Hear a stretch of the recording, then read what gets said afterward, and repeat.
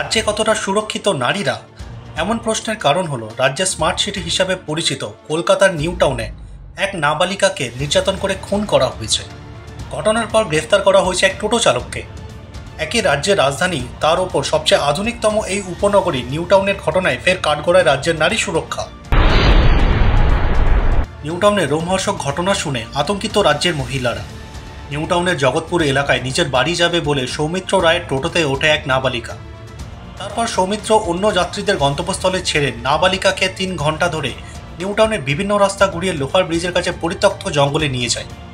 তার উপর নির্যাতন চালিয়ে টোটোর ব্রেকের তার গলায় জড়িয়ে খুন করা হয়।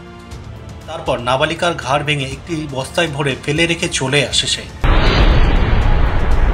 এ রাজ্যের মহিলারা যে কতটা সুরক্ষিত আরজিকরের ঘটনা চোখে আঙুল দিয়ে দেখিয়ে দিয়েছিল।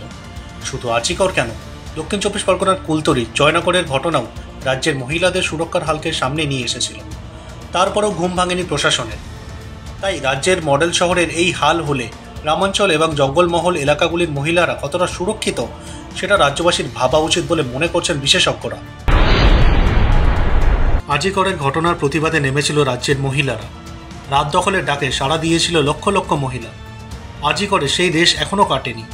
এরই মাঝে নিউ টাউনের মতো রাজ্যে গুরুত্বপূর্ণ এই জায়গায় নাবালিকা নিগ্রহের ঘটনা প্রশাসনের ব্যর্থতাকে চোখে আঙুল দিয়ে দেখিয়ে দিয়েছে। এরপরে কি কড়া ব্যবস্থা গ্রহণ করবে প্রশাসন? প্রশ্নটা তুলছে সাধারণ মানুষ।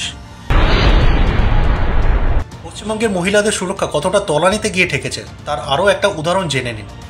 রাজ্যের কারাগারে যেসব মহিলারা বন্দী রয়েছেন সেই সব মহিলাদেরও সুরক্ষা নেই।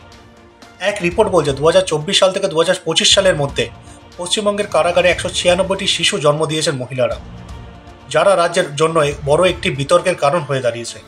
তথ্য বলছে কোনো অপরাধের জন্য সাজা ভোগ করতে আসা মহিলারা জেলে আসার পরেই গর্ভবতী হয়েছেন। এখনও এই ঘটনায় কোনো ব্যবস্থা নেয়নি প্রশাসন। কলকাতা হাইকোর্টে একটি জনস্বার্থ মামলাও দায়ের করা হয়েছে। ঘটনায় প্রশ্ন উঠতে শুরু করছে মহিলা বন্দীদের গর্ভধারণের পেছনে কারা রয়েছে। কারাগারের নিরাপত্তা ব্যবস্থাপনা নিয়েও প্রশ্ন উঠেছে। এই ঘটনায় প্রমাণ করে মহিলারা বর্তমানে রাজ্যে কোথাও সুরক্ষিত নয়।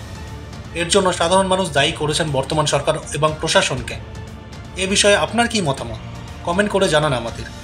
লাইক দিন, সাবস্ক্রাইব করুন বেঙ্গল ফ্যাক্টস।